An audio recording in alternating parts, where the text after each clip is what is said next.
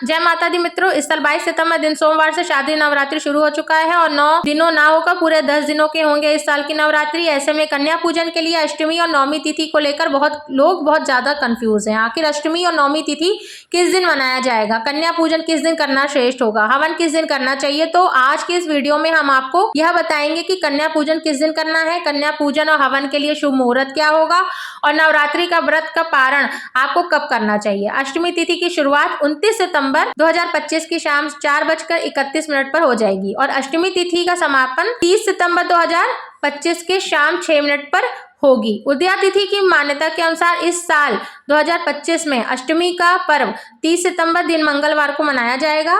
इस दिन जो लोग दुर्गा अष्टमी का व्रत रखते हैं वह 30 सितंबर को ही अष्टमी का व्रत रखेंगे। बात करें इस दिन कन्या पूजन व हवन और शुभ मुहूर्त क्या होगा, तो कन्या पूजन का शुभ मुहूर्त 10:41 से दोपहर 12:11 तक रहेगा।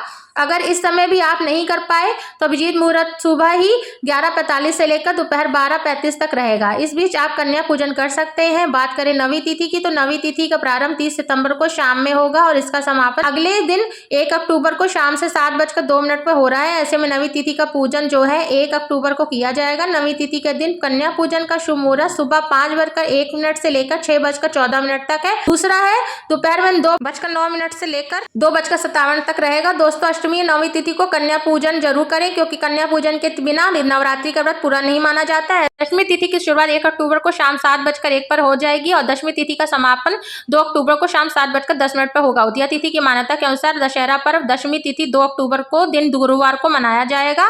चलिए जानते हैं कि नवरात्रि का व्रत का पारण आपको कब करना चाहिए। जो लोग पहले दिन और 8वें दिन का व्रत रखते हैं वह लोग नवमी तिथि को सूर्योदय के बाद कन्या पूजन करने के बाद हवन करने के बाद व्रत का पालन कर सकते हैं। लेकिन जिन लोगों ने पूरे 9 दिनों का व्रत रखा है तो वह लोग 10वीं तिथि को सूर्योदय के बाद नवरात्रि के व्रत का पारण कर सकते हैं। बात करें दुर्गा विसर्जन कब किया जाएगा, तो विसर्जन हमेशा 10वीं तिथि में ही करना श्रेष्ठ माना जाता है। तो आप नवरात्रि का विसर्जन 2 अक्टूबर दिन गुरुवार को करेंगे। एक सवाल आता है कि नवरात्रि के बाद कलश की चीजों का क्या करें, तो कलश की स्थापना करते समय कलश में हल्दी, लौंग, इलायची और दुर्गा पूजा की जो सुपारी, चांदी, कोई सिक्का चला जाता है तो नवरात्रि के 9 दिनों की पूजा के पश्चात यह चीजें सिद्ध हो जाती हैं। इन सामग्री को कौड़ी, गोमती चक्र, सिक्का और सुपारी को लाल वस्त्र बांधकर तिजोरी में रखने से धन वैभव और सुख शांति आती है।